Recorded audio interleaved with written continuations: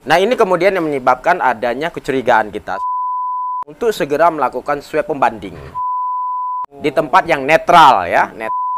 Ini di Bengkulu Pak Rohidin juga maju, Pak Helmi juga maju sebagai gubernur. Kawan-kawan silakan menerjemahkan ya. Proses seperti ini nggak boleh terjadi. Yang kami inginkan adalah ada introspeksi. Sebelumnya sudah beredar WA salah seorang wartawan ya.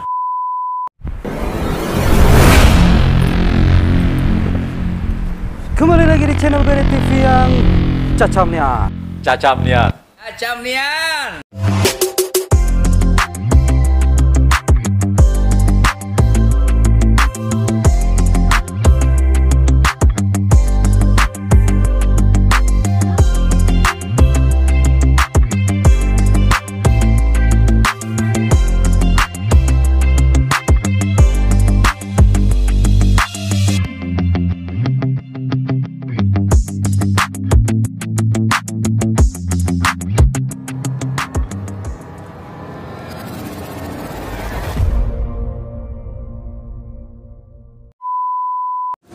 Guys, Bengkulu masih heboh soal hasil swab yang beda.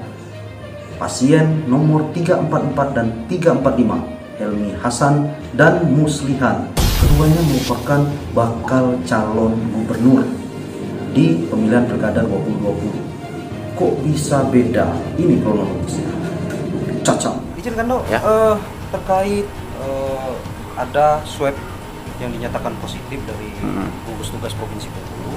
Itu sebenarnya seperti apa kalau yang sudah kita cek dari pembanding dari swab yang kita dapat? Ya, ya. Ya, terima kasih kita dari mewakili Pak Helmi Hasan menyampaikan beberapa hal. Yang pertama, proses yang dilakukan oleh Dinkes Provinsi ya, itu ya kita apresiasi. Yang menyatakan bahwa Pak Helmi Hasan itu positif. Nah, tapi kami juga kan melakukan pembanding. Pembanding itu di dua rumah sakit, Mayapada dan Pelni. Dua rumah sakit itu berdasarkan rujukan Detik Health itu masuk dalam rujukan COVID-19. Yang dua-duanya menyatakan bahwa Pak Helmi Hasan negatif. Ada problem apa sebetulnya? Kan itu menjadi pertanyaan. Karena terus terang, ya Pak Wali tetap menghimbau semua masyarakat untuk tetap tenang. Tidak perlu kita marah begitu ya, ngomel. Cuman kami mewakili beliau ingin menegaskan bahwa proses seperti ini nggak boleh terjadi. Cukuplah korbannya Helmi Hasan. Masyarakat Bengkulu nggak boleh, kan begitu. Nggak boleh mengalami hal yang sama. Karena justifikasi seseorang itu positif COVID itu nggak main-main. Akan ada isolasi mandiri ya. Akan punya konsekuensi secara sosial, ekonomi, dan lain-lain. Nah, ini kenapa kami kemudian perlu menegaskan bahwa ada problem. Yang kami inginkan adalah ada introspeksi dari Dinkes Provinsi dengan beserta jajarannya gitu ya. Ada introspeksi. Kenapa ini bisa beda? Nggak boleh bahasanya karena pemeriksaannya di tempat yang berbeda, hasilnya berbeda, bahaya. Golongan darah orang O, kalau di Bengkulu, di Jakarta juga O. Kalau di Bengkulu O, tiba-tiba di Jakarta A, itu ada problem. Nah, ini yang mau kita minta telusuri agar penanganan COVID-19 di Provinsi Bengkulu itu berjalan dengan baik. Itu semangatnya, berjalan dengan baik. Ada kabar kayak gini kan, rumah sakit yang kita coba lakukan pembanding atau ini hasil swabnya itu diragukan kan. Jadi bagaimana dari kita menanggapi? Ya, saya pikir itu bukan penyelesaian yang baik. Itu justru memunculkan persoalan baru kembali. Mestinya yang dilakukan, mereka silahkan komunikasi dengan rumah sakit yang mereka sebut tidak silakan Mayapada, kemudian rumah sakit Pelni, kan mereka bisa berkomunikasi.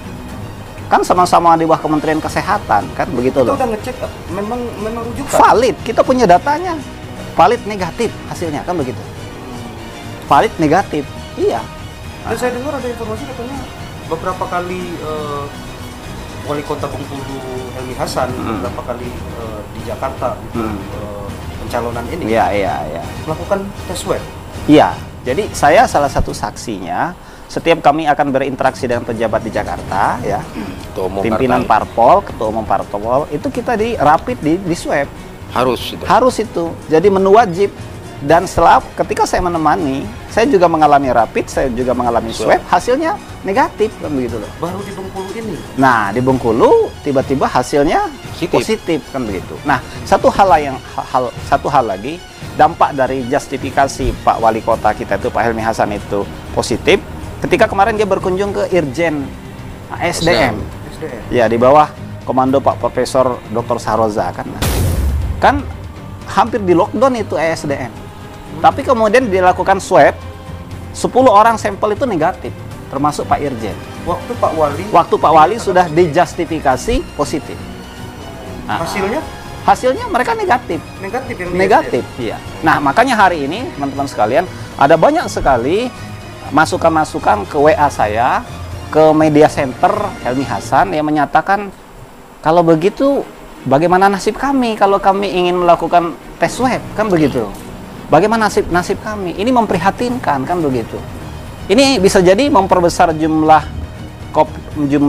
positif COVID-19 di Bengkulu, tapi jumlah itu bisa saja disebut mengada-ada. Kira-kira begitu loh. Jadi ini dalam rangka kita mendukung penanganan COVID-19 yang baik, kan begitu. Bukan dalam rangka yang lain. Dalam rangka itu, cukuplah Helmi Hasan menjadi korban, gitu ya. Dan ini mestinya dijadikan rujukan introspeksi aneka pihak untuk menemukan di mana masalahnya. Bukan kemudian ngelak, bukan kemudian ngeles. Ini serius kan begitu loh. Serius. Tapi bagi Pak Helmi Hasan, ya beliau katanya udahlah kita maafkan saja, kan begitu. Tapi ini nggak boleh terjadi lagi. Kira-kira begitu loh. Nah. Kita merasa ini dipolitisasi. Ya, ada banyak teman-teman di luar sana ini harus dikejar ini karena ada upaya politisasi, kan begitu. Ada indikasi ke situ kan? Ada indikasi ke arah situ. Politisasi menjelang pendaftaran. Iya, karena kan pendaftaran Pilgub di Provinsi Bengkulu kan akan dimulai tanggal 4 ini ya, sampai tanggal 6. Nah, ini kan di injury time, kan begitu. Bahkan dulu ketika isu itu dihembuskan, beredar juga isu berikutnya di grup media sosial bahwa Helmi Hasan tidak boleh mendaftar karena kena COVID. Positif COVID, kan begitu. Mereka lupa PKPU itu sudah dirubah, sudah direvisi. Boleh, tapi dengan secara virtual, secara online, no offline. Kira-kira begitu. Ada langkah hukum Bang yang bakal kita ambil Bang? Sampai hari ini teman-teman sekalian, kita ini kan ingin suasana pilkada ini kondusif, ya. Nah, jadi kita belum mengarah ke situ. Kita lagi mempelajari itikat baik dari mereka yang terkait tentang keluarnya positif COVID-19 ala mereka itu. Kita minta mereka introspeksi dan menemukan di mana masalahnya. Itu loh kalau kita seorang negarawan gitu ya, yang baik kan gitu. Ditemukan panggil itu Kadinkes oleh gubernur kan begitu. Di mana problemnya? Panggil RSMY kan begitu. Panggil pimpinan labnya, di mana problemnya? Kira-kira begitu menurut saya. Ini cara elegan bagi kita semua untuk menangani COVID gitu ya di Provinsi Bengkulu. Tapi nanti jika ditemukan ada pemainan, kita bakal melapor ke Polda. Iya. Kita akan lakukan langkah hukum ya. Betul kata Pak Tengku, kita akan lakukan upaya hukum. Ini kan menyangkut politisi. Iya. Jadi yang sudah kita telusuri seperti apa awal mula hebohnya perbedaan hasil swab ini? Mungkin Pak Tengku? Ya, jadi Pak Helmi dan Pak Muslihan ini di swab pada hari Jumat ya. Jumat yang lalu. Kemudian hasilnya sudah diketahui di hari Sabtu. Ya, cukup cepat gitu ya. Cukup cepat tapi ya. Kemudian sebelumnya sudah beredar WA salah seorang wartawan ya dengan Pak Gub yang menyatakan bahwa Pak Helmi dan Pak Muslihan ini positif. Nah, di situ muncul kita satu kecurigaan ya, bahwa kecurigaan pertama adalah kok dua-duanya bisa positif antara Pak Helmi dengan Pak Muslihan ya.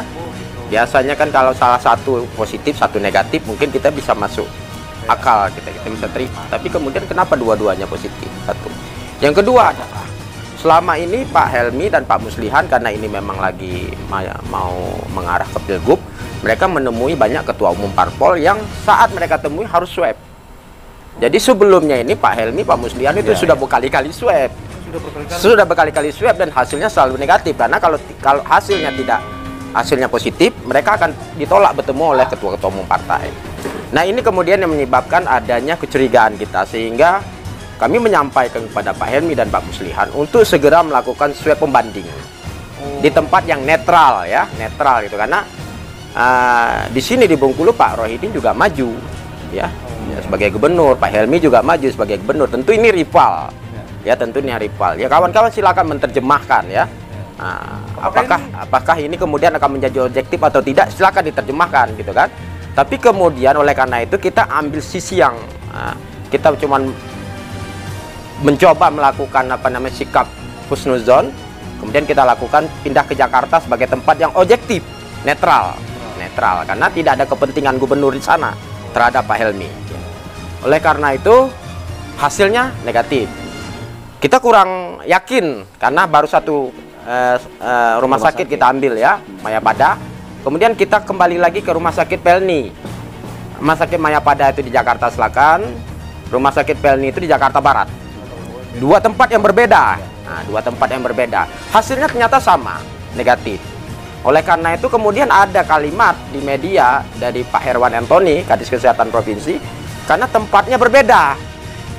Nah, jadi benar kata Pak Dedianto tadi, kalau tempatnya berbeda, saya takutkan adalah nanti anak perempuan yang sudah ditentukan jenis kelaminnya perempuan di Provinsi Bengkulu, nanti di Jakarta bisa berubah jadi laki-laki, gitu. Karena tempatnya berbeda. Nah, jadi itu tidak menunjukkan bahwa yang disampaikan oleh Pak Dewantani itu adalah pernyataan medis. Kami menyampaikan malah itu pernyataan politis. Dilakukan pasiennya sama, sampelnya sama, Pak Muslihan dan Pak Helmi. Alatnya sama. Alatnya sama, tempatnya berbeda katanya. Ini politis berarti. Nah, ya kan, kesimpulannya kami menyimpulkan ini politis.